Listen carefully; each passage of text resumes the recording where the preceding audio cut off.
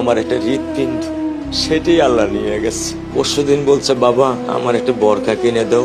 মোবাইলে আমার না হলে 500 ছবি আছে।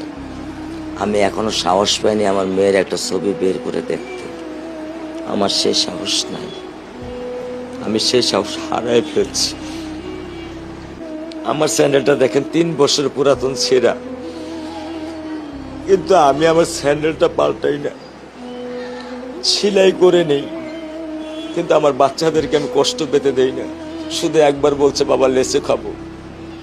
আমি 1 মিনিটও দেরি করিনি, 1 মিনিটও আমি দেরি করিনি। ও আমার একটা হৃৎপিণ্ড, সেটাই আল্লাহ নিয়ে গেছে। আলহামদুলিল্লাহ, শুকরিয়া, আল্লাহ দিছে, আল্লাহ নিয়ে গেছে।